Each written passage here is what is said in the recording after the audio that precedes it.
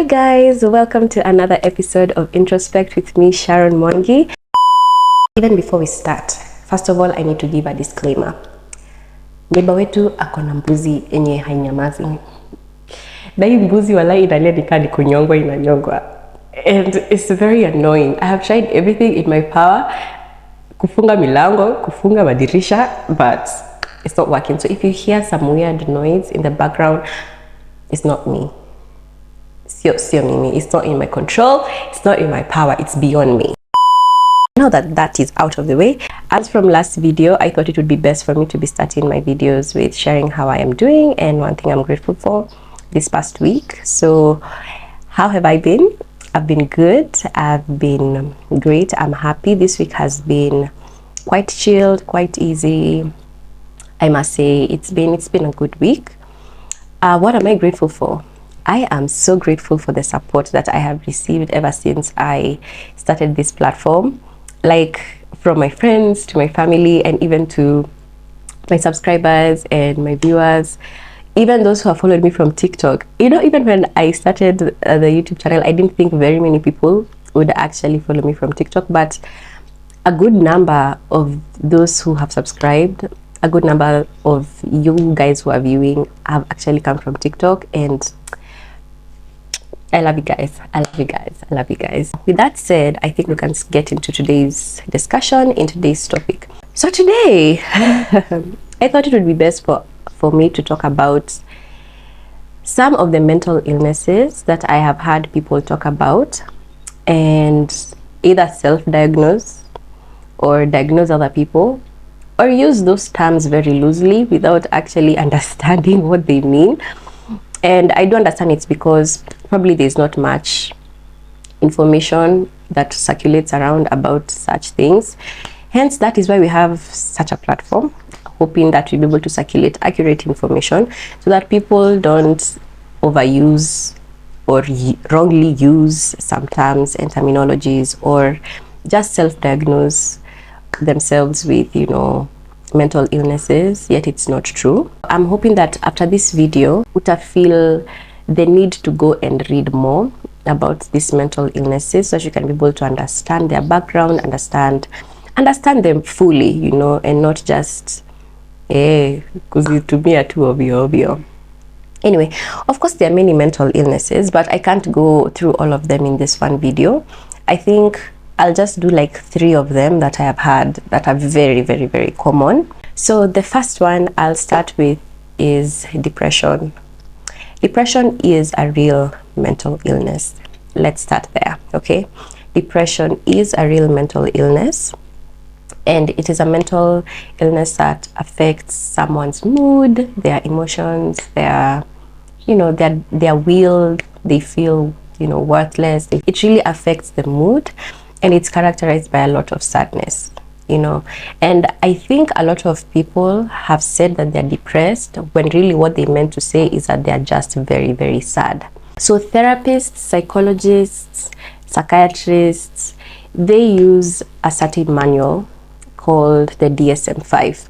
Now this DSM-5 is just like a big book that has all the mental illnesses and their signs, the symptoms, how to diagnose them, the causes, etc. So before one is diagnosed with a certain mental illness, there's a certain criteria that they have to meet in order to be diagnosed with that particular mental illness. Now, a lot of people think depression is just about feeling very sad, but that's just like a very, very, very, just like the tip of the iceberg. Like that's just something very small. And one of the criteria that professionals use to diagnose someone with depression is the fact that the sadness and that mood of feeling sad does not just last for a few days. This person must be in this mood for over 2 weeks. So if today you woke up and you felt sad and you are crying and you've been crying for the past 2-3 days, that is just you being very, very, very sad. And sure, we empathize with that. Not to say that that's not something to empathize. It is, but it's still not depression.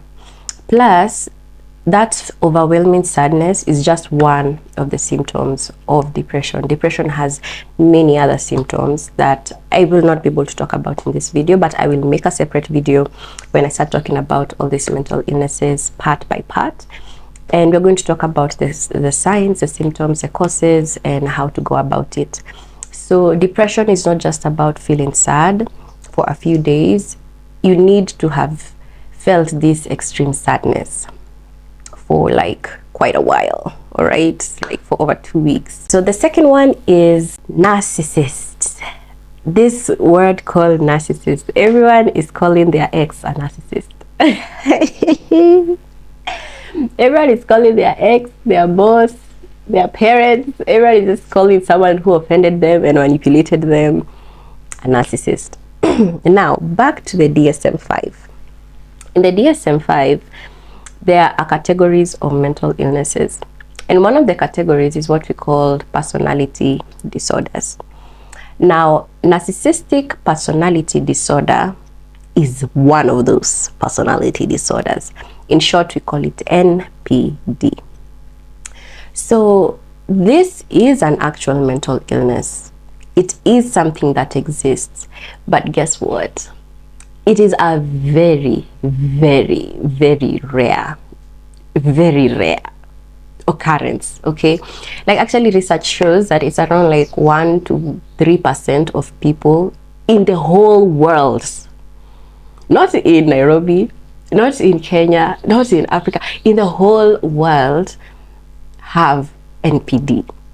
Do you know what that means? It means if we randomly took 100 people, it is very rare to find that until now we have 70 people in that group of 100 that are narcissists.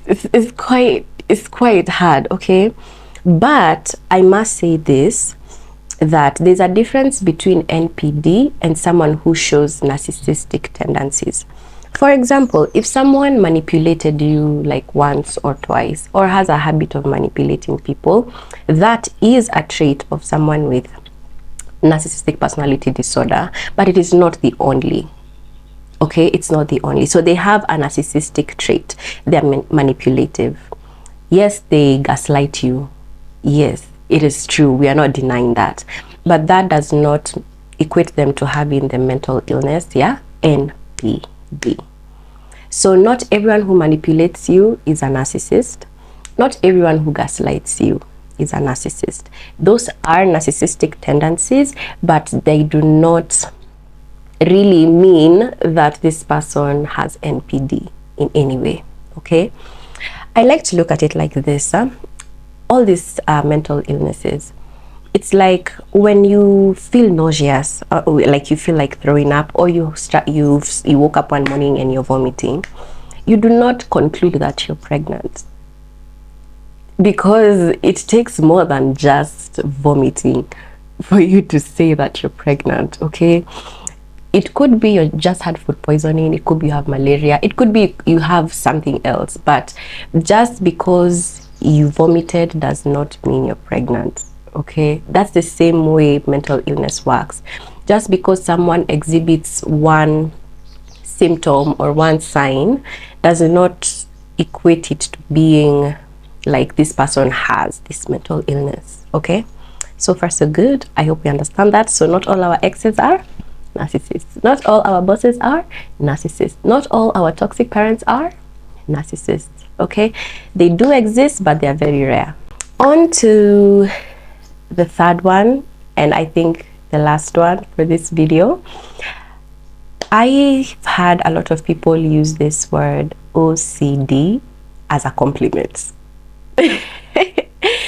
And I'm like, OCD stands for obsessive compulsive disorder. OCD is a mental illness. When you see someone is extremely neat, extremely clean, they know how to, you know, arrange things and like just are always very orderly, telling them that, oh my gosh, when you OCD, is not a compliment. It's not.